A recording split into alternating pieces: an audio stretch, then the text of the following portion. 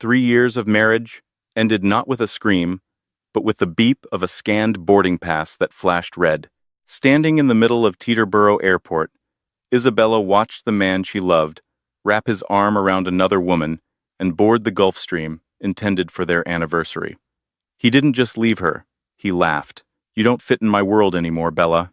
Find a cab." He thought he had broken her. He thought she was stranded. He didn't know that the plane descending from the clouds, at that exact moment, wasn't coming for him. It was coming for her, and the logo on the tail would make his blood run cold. The air inside the private terminal at Teterboro Airport smelled of expensive espresso and sanitized indifference. It was a smell Isabella Bellarossi had spent 3 years trying to get used to, the scent of a world she had married into, but never quite inhabited. She adjusted the strap of her handbag, her knuckles white. She was wearing the beige cashmere coat Dominic liked, or at least the one he said made her look less like a waitress and more like a wife. Today was their 3rd anniversary. The surprise trip he had promised was supposed to be the fix, the bandage on a marriage that had been bleeding out for months. Dominic? Bella's voice was small, swallowed by the cavernous lounge. Dominic Caldwell stood near the glass doors, leading to the tarmac, his back to her. He was on his phone, the silhouette of his custom-tailored Brioni suit, cutting a sharp figure against the gray New York sky. He wasn't alone.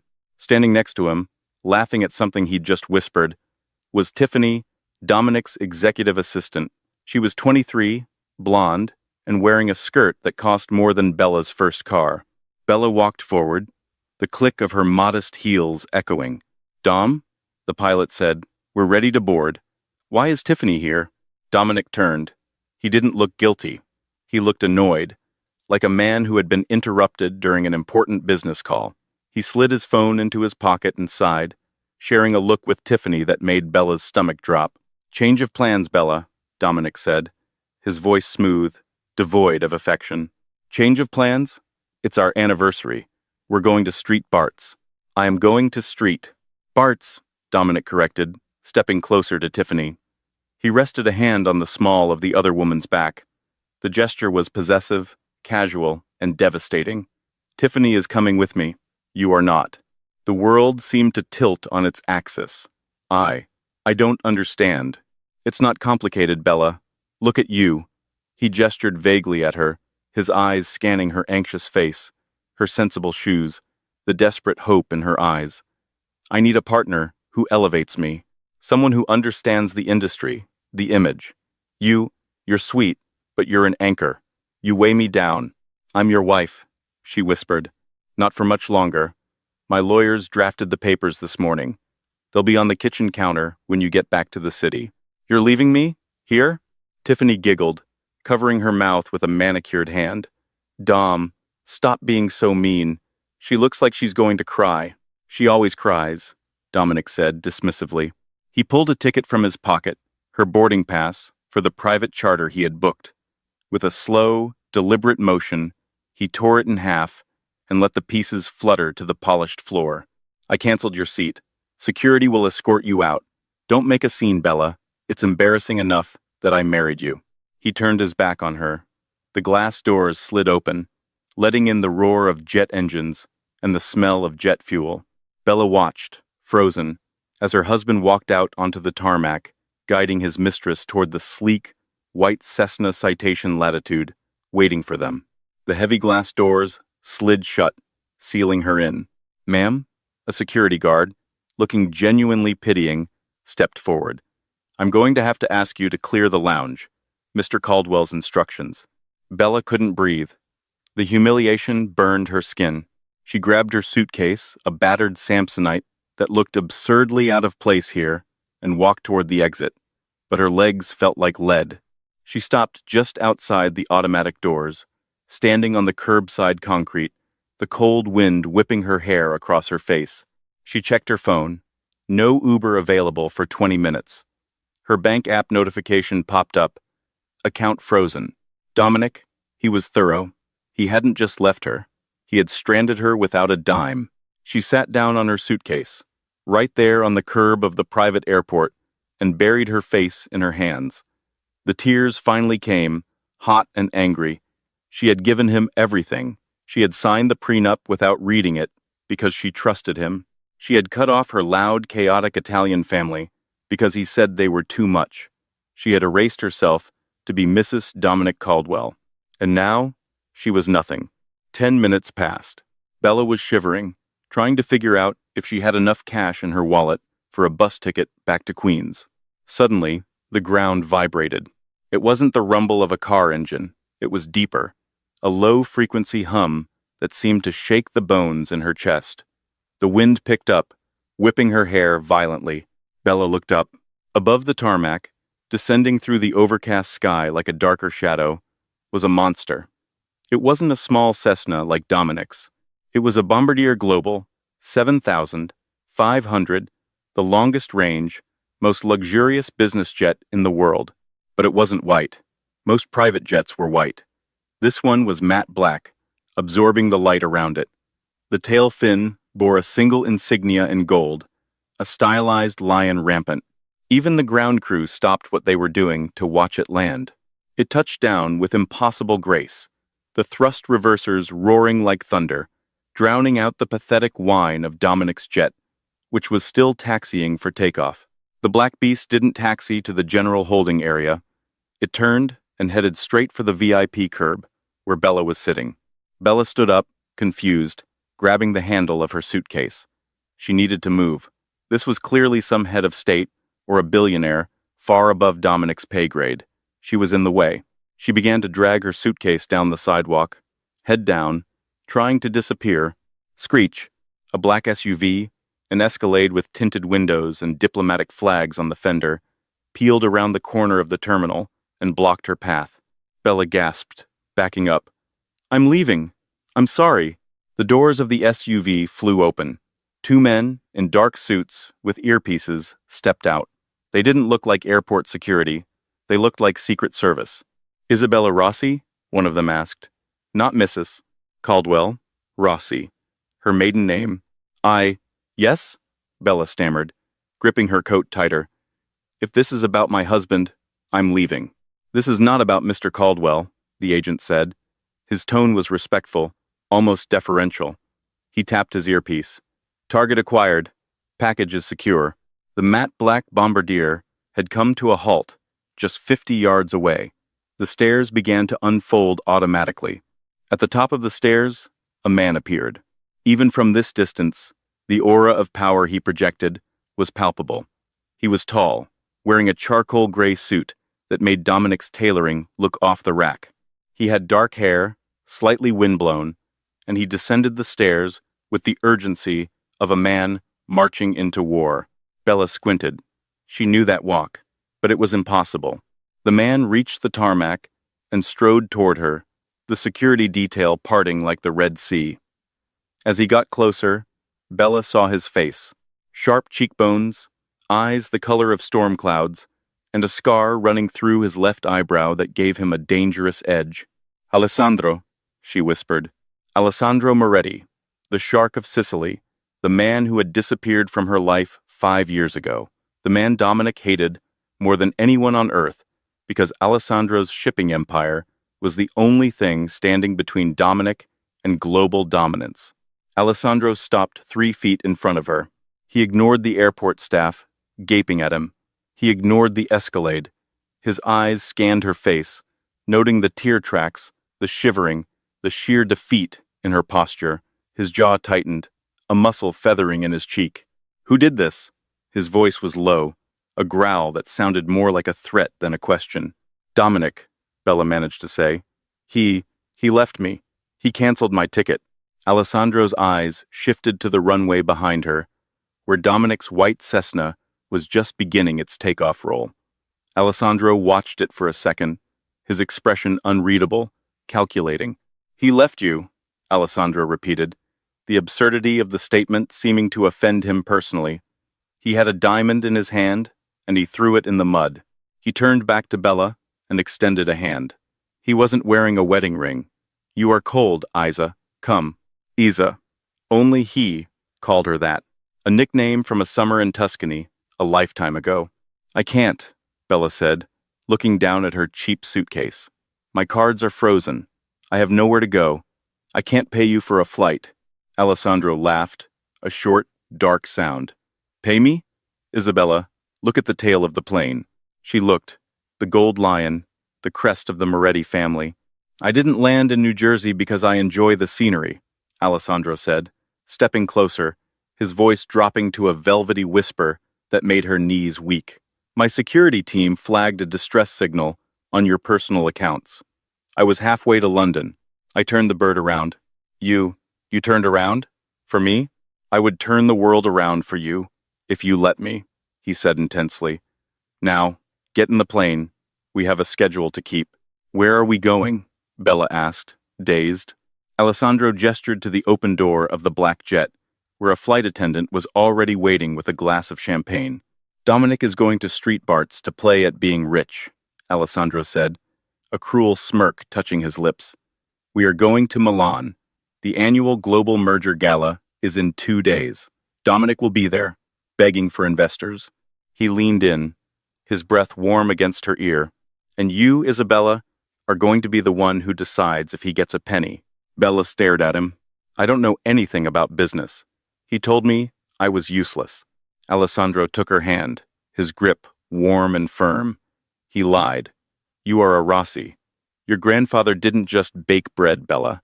It's time you learned exactly who your family really was. You aren't a housewife. You're an heiress to a throne you didn't know existed. He pulled her gently toward the SUV that would drive them the 50 yards to the jet. Leave the suitcase, Alessandro commanded the guard. She won't need anything in it where we are going. As Bella climbed into the warmth of the black jet, she looked out the window one last time. Dominic's plane was a tiny white speck in the sky. Goodbye, Dominic, she whispered. Alessandro sat across from her as the massive engines of the bombardier spooled up, pressing her back into the hand-stitched leather seat. Buckle up, Isa, he said, pouring himself a scotch. The turbulence is just beginning. The Bombardier Global, 7,500, leveled off at 45,000 feet, cruising smoothly above the turbulence that lesser aircraft would be fighting. Inside, the cabin was quieter than a library. The interior was a masterclass in understated dominance cream leather seats, stitched by Hermes, burl wood paneling that shimmered under the warm LED lighting, and a stateroom in the back that rivaled a suite at the Ritz Paris. Bella sat in the main cabin, her hands trembling around the crystal flute of Dom Perignon Alessandro had placed in them. The alcohol did nothing to warm the chill in her bones. She felt like an imposter. Just an hour ago, she was a discarded wife on a curbside in New Jersey. Now, she was soaring across the Atlantic with a man who was arguably the most dangerous financier in Europe. Alessandro sat opposite her, his jacket removed, his white dress shirt unbuttoned at the collar to reveal a hint of tan skin. He was watching her, not with pity, but with a terrifying intensity. He was typing on a tablet, reviewing streams of data that scrolled too fast for Bella to read. Drink, Isa, he said without looking up. It will steady your nerves. You're going to need them. I don't need alcohol, Alessandro. I need answers. Bella set the glass down with a sharp clink on the marble side table. You said my grandfather wasn't just a baker. You said, I'm an heiress, Dominic. Dominic always said my family were peasants from Queens. He laughed at Pop's bakery. Alessandro stopped typing. He set the tablet down and leaned forward, his elbows on his knees. The storm cloud eyes locked onto hers. Dominic Caldwell is a man who reads the headlines, but never the footnotes, Alessandro said, his voice dripping with disdain. He saw a bakery in Queens. He saw flour and yeast. He didn't look at who was buying the bread. Neighbors? Locals? Senators? CEOs? The heads of the 5 families? And me. Alessandro smiled, a ghost of a genuine expression. Your grandfather, Luca Rossi, was the banker of the shadows. During the 80s and 90s, when the banking systems in Italy and Switzerland became complicated, for certain wealthy families, Luca provided liquidity. He moved money. He held assets in trust. He was the most trusted man in the gray market because he never stole a cent and he never spoke a word. Bella felt the room spin. Pop? Pop who wore flower-covered aprons and watched game shows? The very same. The bakery was his joy. The ledger was his duty. Alessandro reached into his briefcase and pulled out a thick, leather-bound book. It looked ancient, the spine cracked and worn. When Luca died 4 years ago, this ledger disappeared. Dominic spent a fortune trying to find it. He married you because he thought you had it, Bella gasped. He married me for a book? He married you for the access codes he thought were inside your head. He thought Luca told you where the assets were buried. When 3 years passed, and you showed no sign of knowing anything, when you remained the sweet, humble girl he met, he decided you were useless. He realized the Rossi fortune was locked away forever, so he discarded you. I didn't know, Bella whispered, tears welling up again. I loved him. I truly loved him. I know, Alessandro said softly. He stood up and moved to the seat next to her, invading her personal space in a way that made her breath hitch. He smelled of sandalwood and old money, and that is why I stayed away. 5 years ago, in Tuscany. Do you remember? I remember you leaving, she accused, her voice trembling. We spent that summer riding Vespas through the vineyards. You told me you loved me. And then, one morning, you were gone. No note, no call, just gone.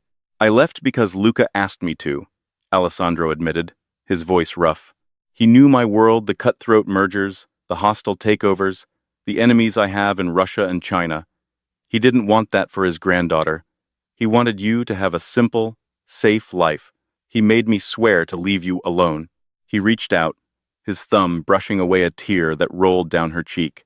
His skin was rough, calloused a fighter's hand in a silk suit. So I left. I watched from a distance. I saw you meet Dominic. I ran a background check on him. He seemed safe, boring, corporate. I thought he would give you the white picket fence. Alessandro's eyes darkened, the storm clouds rolling in. But I made a mistake. I didn't realize he was a shark in a goldfish disguise. And when I saw the alert today that he had emptied your joint accounts and canceled your ticket, I realized the oath to your grandfather was void. Void? Luca wanted you safe. You are no longer safe. So now, I do things my way. He picked up the leather book. This is the ledger. I've had it the whole time. Luca gave it to me before he died. He made me the executor of the Rossi Trust. He opened the book. It wasn't full of numbers. It was full of coordinates. Bank account numbers in the Cayman Islands, Singapore, Zurich, deeds to land in Monaco, stocks in companies that didn't even exist on public exchanges. Isabella, the bakery in Queens, is worth $400,000. The assets in this book, they are valued at roughly 2.4 billion euros. Bella stared at the pages, the numbers blurring. Billion? Billion. With a B. Alessandro snapped the book shut. Dominic abandoned a woman worth more than his entire company. And the best part? He's currently trying to secure a loan from the Venetian banking group to save his failing tech startup. A cruel, predatory smile spread across Alessandro's face. And guess who owns the controlling stake in the Venetian banking group? Bella looked at him, the realization dawning on her. You do. No, Alessandro corrected her, placing the heavy book in her lap. Technically, you do. Your grandfather bought 51% of the shares in 1998 under a shell corporation. I've just been managing it for you. Bella looked down at the book, then back at Alessandro. The sadness in her chest began to transmute into something else, something hotter, anger. Dominic had treated her like luggage. He had laughed at her poverty. He had left her on a curb while he flew off with a 23-year-old who couldn't spell loyalty. She gripped the ledger. He's going to the gala in Milan? Yes. To beg for money from the very bank you own. Bella took a deep breath. She picked up the champagne glass and drained it in one swallow. She set the glass down, her eyes drying, her chin lifting. Alessandro? Yes, Isa. How long until we land? 5 hours. Good, she said, opening the ledger to the first page. Teach me. I want to know everything. When I walk into that gala, I don't want to be Isabella the victim. I want to be the one who signs his foreclosure." Alessandro grinned, and for the first time, he looked like the boy she had fallen in love with in Tuscany. "Now that," he said, pouring her another glass, "is a Rossi talking." Milan was weeping rain when the bombardier touched down at Linate Airport, but Bella barely noticed. For the last 5 hours, she had undergone a crash course in high-stakes finance. Alessandro was a brutal teacher. He didn't coddle her. He forced her to read balance sheets, to understand leverage, debt-to-equity ratios, and the specific weaknesses in Dominic's company, Caldwell Tech. She learned that Dominic was desperate. His revolutionary AI software was buggy. His investors were pulling out, and he had leveraged his own shares to fund his lavish lifestyle and Tiffany's wardrobe. He was a dead man walking. He just didn't know it yet. A fleet of 3 Maseratis was waiting on the tarmac. This time, there was no hesitation. Bella walked down the stairs of the jet, the damp Italian air filling her lungs. It smelled of exhaust and possibilities. "To the hotel?" Bella asked, as a driver held the door open. "We don't do hotels in Milan," Alessandro said, sliding in beside her. "We go to the Palazzo."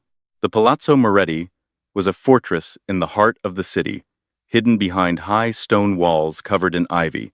It was a place of Renaissance grandeur, filled with marble busts, velvet drapes, and the quiet hum of immense power. As they entered the grand foyer, a team of people was already waiting. They stood in a line, like soldiers. "Isabella, this is your war council," Alessandro announced. He pointed to a severe-looking woman with silver hair cut into a sharp bob. "This is Valentina. She has dressed royalty and ruined supermodels. She will handle your image." He pointed to a man with thick glasses and a nervous twitch. "This is Henrietta. He is the best forensic accountant in Italy.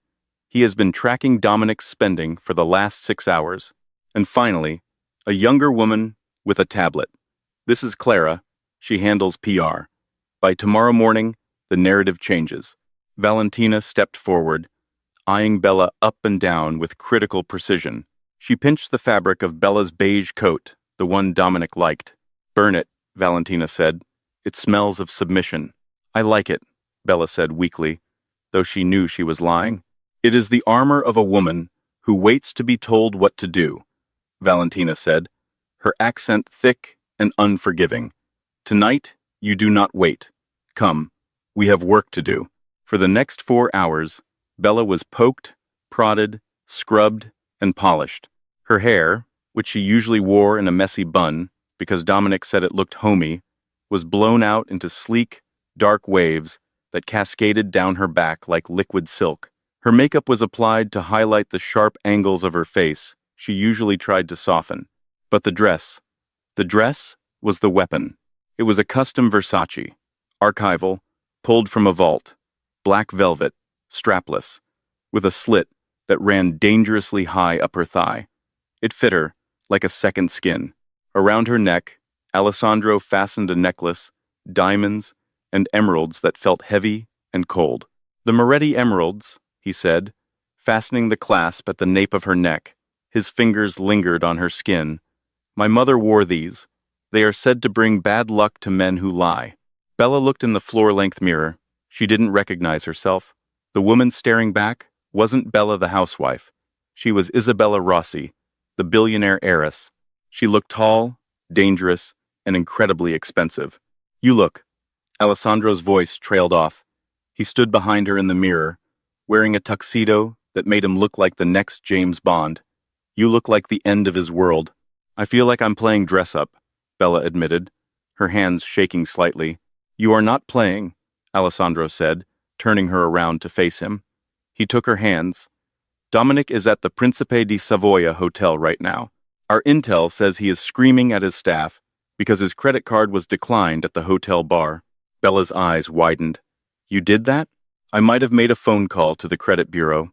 A small glitch. It will be resolved in an hour, but for now, he is sweating. He is panicked. He is entering the gala tonight desperate. And when a man is desperate, he makes mistakes." Just then, Clara, the PR girl, walked in. Mr. Moretti, Miss Rossi, it's time. But there is a development. What is it? Alessandro asked sharply. Dominic has just given an exclusive quote to Page 6 in New York. He announced the divorce. Bella felt a cold knot in her stomach. What did he say? Clara hesitated, then read from her tablet. He claims he is leaving you because of your infidelity and substance abuse issues. He says he tried to save you, but you were dragging him down. The room went silent. The lie was so bold, so disgusting, that Bella couldn't even speak. He was painting her as the villain to cover his own tracks. He was destroying her reputation to make sure no one would believe her if she spoke out. He wants a war? Alessandro said, his voice terrifyingly calm. Okay. He turned to Bella. He thinks you are in New Jersey, crying in a Motel 6. He thinks he controls the narrative. He has no idea you are 10 minutes away from him. Alessandro offered his arm. Are you ready to go introduce your husband to his new boss? Bella looked at the emeralds around her neck. She thought of Dominic's laugh as he tore her ticket. She thought of the lies in the press. The sadness evaporated. The fear vanished. She took Alessandro's arm, her grip firm. Let's go, she said. The global merger gala was held at the Castello Sforzesco, a literal castle in the middle of Milan. The courtyard was filled with the glitterati of Europe, Russian oligarchs, French fashion magnates, American tech bros. Dominic Caldwell was holding court near the champagne fountain. He looked flustered, sweating slightly despite the chill. Tiffany was hanging off his arm, looking bored and typing on her phone. She was wearing a pink dress that was too bright, too short, and looked cheap amidst the sea of haute couture. It's just a banking error, Dominic was saying loudly to a skeptical-looking German investor. My liquidity is fine. We're closing a major round of funding tonight. I heard rumors of a lawsuit, the German said, eyeing him warily. Baseless. Dominic waved a hand. My ex-wife. She's unstable. Very sad. I'm trying to keep it quiet to protect her. Really. Protect who, Dominic? The voice rang out clear as a bell, cutting through the chatter. Dominic froze. He knew that voice, but it sounded different, stronger. He turned around. The crowd parted. Walking down the stone steps into the courtyard was Alessandro Moretti, the shark of Sicily, and on his arm was a woman who looked like a movie star. It took Dominic a full 5 seconds to realize who it was. Bella? He choked out. She didn't stop. She glided toward him, the black velvet dress swallowing the light, the emeralds blazing at her throat. She stopped 3 feet away, towering over him in her heels. Hello, Dom, she said, a small, cold smile playing on her lips. I heard you were having trouble with your credit card. I hope you didn't have to walk here. Tiffany looked up, her mouth falling open. Wait, is that the waitress? She is not a waitress, Alessandro said, stepping forward, his presence making Dominic shrink physically. And you should be careful how you speak to the majority shareholder of the bank holding your boyfriend's debt. Dominic laughed, a nervous, high-pitched sound. What? What is this joke? Alessandro, why are you with my wife? Ex-wife, Bella corrected him, or soon-to-be. And it's no joke, Dominic. You're here to pitch to the Venetian banking group, aren't you? Yes, and I have a meeting with the chairman in 10 minutes. Dominic blustered, adjusting his tie. Well, Bella said, checking her diamond-encrusted watch. You're early, because I'm the chairman. Or chairwoman, I suppose. You? Dominic sneered. You can't even balance a checkbook. You're insane. You're following me. Bella signaled to a waiter, who handed her a microphone that was meant for the speeches later. She didn't turn it on, but she held it like a scepter. She looked at the German investor, then at the crowd that was gathering. Gentlemen, Bella said, her voice projecting effortlessly. I believe Mr. Caldwell is looking for investors for Caldwell Tech. Before you write any checks, you might want to ask him why he is currently under investigation for embezzling funds from his wife's trust, a trust he claimed didn't exist. The crowd gasped. Whispers erupted instantly. Dominic's face went purple. You shut up. You shut up right now. Security. Security works for me tonight, Dominic. Alessandro said, stepping between Dominic and Bella.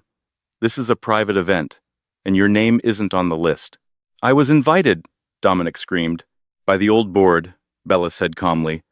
I fired them this morning. She took a step closer to him, lowering her voice so only he and Tiffany could hear.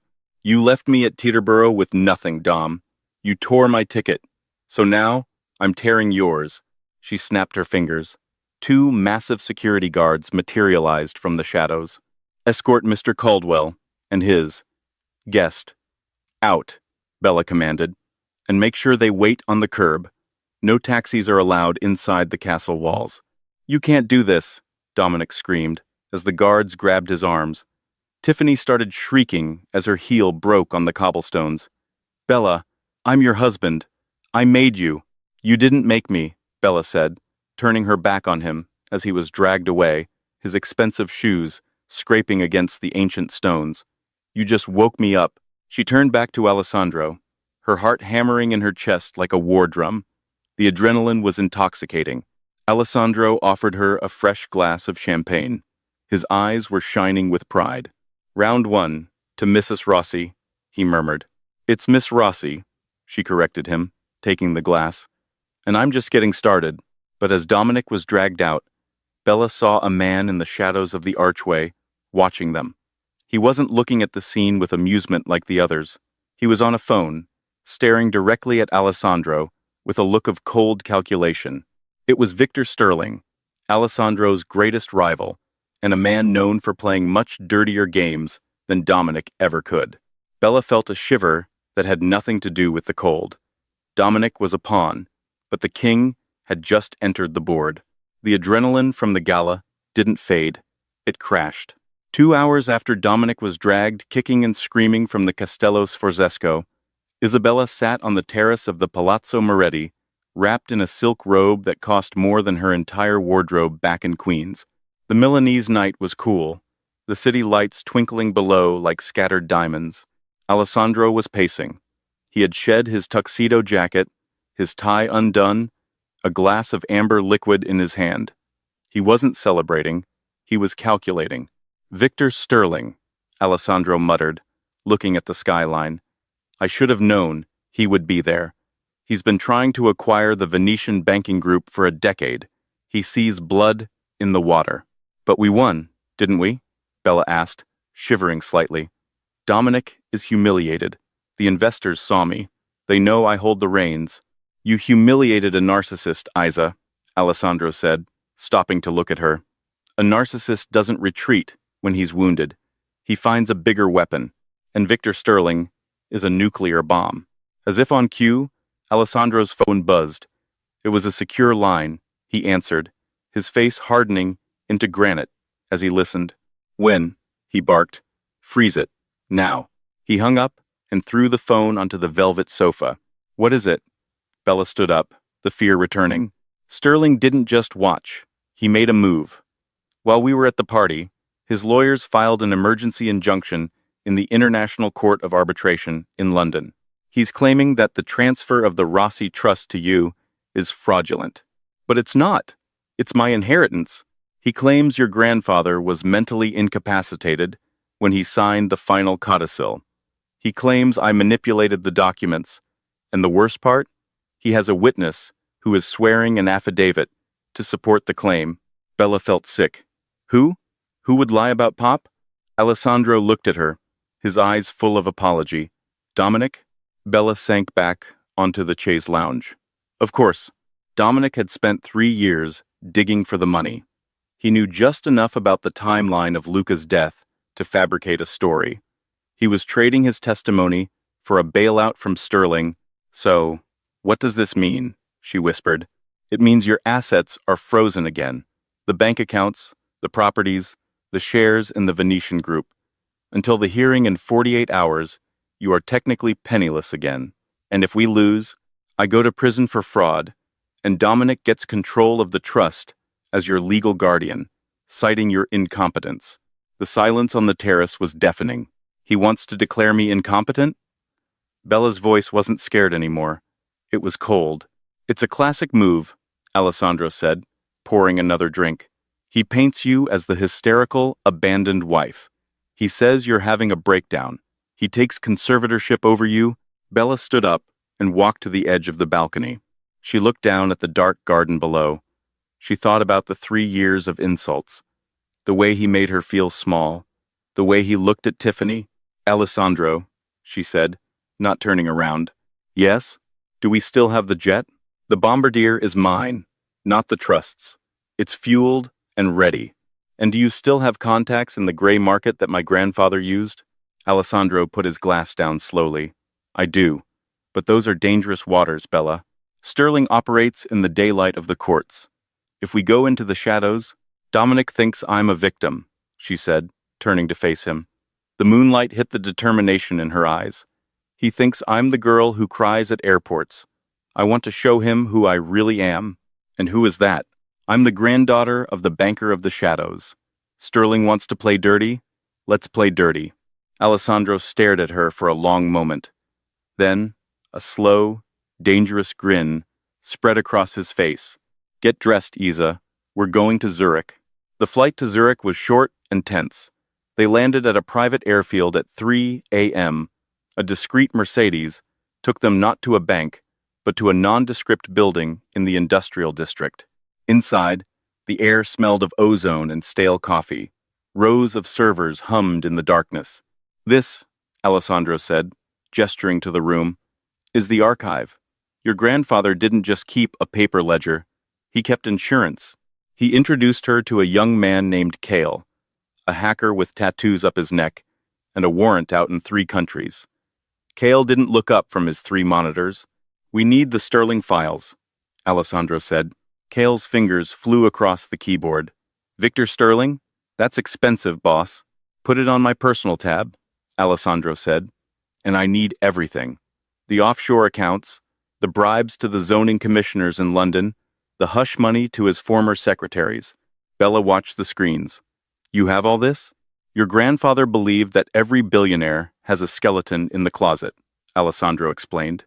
He made it his business to know the bone structure of every player in the game, just in case. Got it, Cale said. But there's a problem.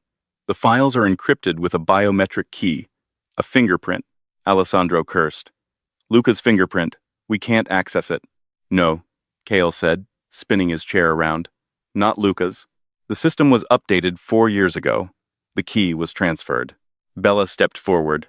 To whom? Cale looked at her. To the heir. He slid a small glass scanner across the desk toward her. Bella looked at Alessandro. He nodded. It seems Luca knew you would be the one to finish this. Bella placed her thumb on the scanner. A beam of green light swept across her skin. Access granted. The screens flooded with data. Emails, wire transfers, photos. It was a treasure trove of corruption. Victor Sterling wasn't just a businessman. He was a criminal. And right there, in the middle of the file dump, was a series of emails from 2 days ago. To V. Sterling. From D. Caldwell. Subject. The Rossi problem. I can deliver her. Just promise me the liquidity for my company. I'll testify she's insane. We can lock her up in a facility in Switzerland. I just want the money. Bella read the words. Lock her up. Dominic wasn't just leaving her. He was planning to imprison her, to steal her inheritance. We have him, Alessandro said, his voice low. We leak this to the press, and Sterling is finished. Dominic goes down for conspiracy. No, Bella said, her eyes glued to the screen. Not yet. Why not? Because if we leak it, they'll deny it. They'll say it's faked. We need them to admit it. In public. How? Bella pointed to a calendar entry on Sterling's hacked schedule. Tomorrow, 10 a.m. Press conference at the Mandarin Oriental, Milan, announcing the acquisition of the Rossi Trust assets. They're doing a victory lap, Bella said. They're going to announce they've won before the court even decides. She turned to Alessandro. Do you still have that contact at the Italian State Police, the Guardia di Finanza? The colonel owes me a favor, Alessandro nodded.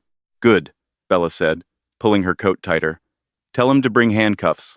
Lots of them. The Mandarin Oriental in Milan was buzzing. Every major financial news outlet was there. CNBC, Bloomberg, the Financial Times. Victor Sterling knew how to throw a press conference. He stood at the podium, looking every inch the titan of industry. Silver fox hair, bespoke suit, a smile that didn't reach his eyes. Dominic stood next to him, looking less confident. He was pale, fidgeting with his tie. He looked like a man who had sold his soul and was realizing the check might bounce. Ladies and gentlemen, Sterling boomed into the microphone. Thank you for coming. Today marks a historic moment. My firm, Sterling Global, has stepped in to stabilize the assets of the Rossi Trust. It has come to our attention that the current mismanagement, in the back of the room, behind the wall of cameras, Bella stood next to Aleandro. She was wearing a white suit today, sharp, clean, angelic, the color of truth. Ready?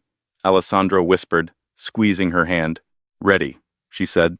Mismanagement by an unqualified individual, Sterling continued, has put thousands of jobs at risk. Mr. Caldwell here, acting in the best interest of his ailing wife, has agreed to transfer stewardship. Ailing? Bella's voice wasn't amplified, but it cut through the room like a knife. She stepped out from behind the curtain. The cameras swung around instantly. The flashbulbs erupted like a strobe light storm. Isabella? Dominic gasped, stepping back from the podium. What are you doing here? I'm here to clarify my medical condition, Dominic, she said, walking up the center aisle. Security guards started to move toward her, but Aleandro stepped out behind her, flanked by 4 men who looked like they ate steel for breakfast. The security guards hesitated. Bella walked up the stairs to the stage. She stood next to Sterling, who looked as if he'd swallowed a lemon. You look well, Mrs. Caldwell, Sterling said through gritted teeth. It's Miss Rossi, she corrected. She turned to the microphones. Mr. Sterling claims I am incompetent. Mr. Caldwell claims I am insane. They have filed documents to take control of my grandfather's money. This is not the place for a domestic dispute, Sterling hissed, trying to cover the mic. It's not a domestic dispute, Bella said, pulling a flash drive from her pocket. It's a federal crime. She plugged the drive into the laptop, connected to the projector behind them. Dominic, she said, her voice soft. Do you remember the email you sent 2 days ago? The one where you asked how much it would cost to have me committed? Dominic's face went white. That's a lie. The screen behind them flickered, and there it was, the email, blown up to 10 feet tall. Subject, the Rossi problem. I can deliver her. We can lock her up. The room erupted. Journalists were shouting questions. Sterling lunged for the laptop, but Aleandro caught his wrist in a grip of iron. Don't touch it, Victor, Aleandro warned. It's already been sent to the authorities. This is hacked, Sterling screamed, losing his composure. This is inadmissible. You'll go to jail for this. Maybe, Bella said calmly. But I think the Guardia di Finanza is more interested in the bribes you paid to the zoning commissioner in London, or the money laundering you did for the cartel in '08. The screen changed. Bank statements, wire transfers, signatures. Sterling froze. The color drained from his face. He looked at Dominic. You said she was stupid. You said she knew nothing. I thought, Dominic stammered. And you, Dominic, Bella said, turning to her husband. You didn't just betray me. You betrayed your investors. You falsified your Q3 earnings report to get the loan from Sterling. That's fraud. The back doors of the ballroom burst open. Nobody move. 20 officers in the uniform of the Guardia di Finanza poured into the room, led by a colonel who looked very unhappy to have his morning interrupted. Victor Sterling, Dominic Caldwell, the colonel announced. You are under arrest for conspiracy, fraud, and money laundering. The chaos was absolute. Sterling tried to run out a side door, but was tackled by 2 officers. Dominic just stood there, paralyzed. As the officers cuffed Dominic, he looked at Bella. He was crying, real tears this time. Bella, please, he sobbed. I was desperate. I did it for us. I wanted to be successful for you. Bella walked up to him. She looked at the man she had wasted 3 years on. You didn't do it for me, Dom, she said quietly. You did it because you're small, and you hated that I was the one who made you feel big. She reached into her pocket and pulled out a piece of paper. It was the divorce papers he had left for her. "You wanted these signed," she said. She took a pen from the podium, signed the document on his back while the police held him, and shoved the papers into his cuffed hands. "You're free, Dom. Good luck in street Barts. I hear the prisons there are lovely this time of year." As they dragged him away, a woman in the front row stood up. It was Tiffany. She was holding her phone, recording the whole thing. She looked at Bella, then at Dominic, being hauled away. "Hey!" Tiffany shouted at the police. "Wait! I have texts! He made me do it! I'm a victim too!" Bella couldn't help it. She laughed. It was a clear, ringing sound of pure liberation. Alessandro wrapped his arm around her shoulders. "Ready to go, chairwoman?" "One more thing," Bella said. She walked to the microphone one last time. "To the investors of Caldwell Tech," she announced to the cameras. "As the new owner of the debt, I am dissolving the company. The assets will be sold, and the employees will be given severance packages from my personal trust. The era of fake billionaires is over." She dropped the mic. Literally. A week later, the dust had settled. Victor Sterling was out on bail, but his reputation was incinerated. His board had fired him, and he was facing 20 years in prison. Dominic was still in a holding cell, unable to make bail because Bella had frozen all his assets. Tiffany had sold her story to a tabloid for $10,000 and was currently trying to start a reality show. Bella sat in the office of the Venetian banking group. It was a corner office overlooking the Duomo. She was wearing a navy power suit, her hair pulled back in a sleek ponytail. The desk was covered in paperwork, but for the first time in her life, she understood every page. Alessandro knocked on the door frame. "Miss Rossi, you have a flight to catch." "I do?" Bella looked up, smiling. "I thought I was grounded until the audit is complete." "The audit is done. You're clean. You're officially the wealthiest woman in Milan." He walked in and sat on the edge of her desk. "But that's not why you have a flight." "Why then?" "Because 3 years ago, you missed an anniversary trip." Bella paused. "I don't want to go to street Barts." "Neither do I. It's too crowded." Alessandro pulled 2 tickets from his pocket. They weren't electronic. They were old-fashioned, printed on thick cardstock with gold leaf. "Where are we going?" "Tuscany," Alessandro said softly. "The villa where we met. The vineyard needs attention, and I have a Vespa that's been gathering dust for 5 years." Bella felt a lump in her throat. "You kept the Vespa?" "I kept everything, Isa. Waiting for you to come back." Bella stood up. She walked around the desk and stood in front of him. The man who had saved her. The man who had empowered her. "I'm not the same girl, Alessandro," she warned him. "I'm not the simple baker's granddaughter anymore. I'm complicated. I have a bank to run. I have enemies. I don't want the simple girl," Alessandro said, wrapping his arms around her waist. "I want the chairwoman. I want the woman who took down Victor Sterling with a flash drive and a smile." He leaned in, his forehead resting against hers. "I love you, Isabella. I loved you when you were poor, and I love you now that you're rich. Just don't leave me at the airport, okay?" Bella laughed, kissing him. "I'd never leave you. Unless you buy a white Cessna, then we're done. Deal." An hour later, they were back at Line 8 Airport. The black Bombardier Global 7500 was waiting, but engines humming. But this time, Bella wasn't climbing the stairs in tears. She was walking hand in hand with her equal. As they reached the top of the stairs, Bella paused and looked back at the tarmac. She saw a ghost of her former self standing there, scared, abandoned, clutching a cheap suitcase. She mentally waved goodbye to that girl. "Ready?" Alessandro asked, extending his hand. Bella took it. "Wheels up," she said. The door closed, sealing them into a world where they made the rules. The jet taxied to the runway, roared down the tarmac, and lifted effortlessly into the sky, leaving the ground and Dominic far, far behind. And that is how Isabella Rossi went from a discarded wife on a curb to the queen of the banking world. Dominic thought he could throw her away like trash, but he forgot one crucial rule of business: never underestimate the quiet ones. He chased a fake image of wealth and lost the real treasure he had right in front of him. In the end, Bella didn't just get the money. She got her dignity, her power, and a love that was strong enough to weather the storm. If you enjoyed this story of revenge, romance, and justice, please hit the like button. It really helps the channel.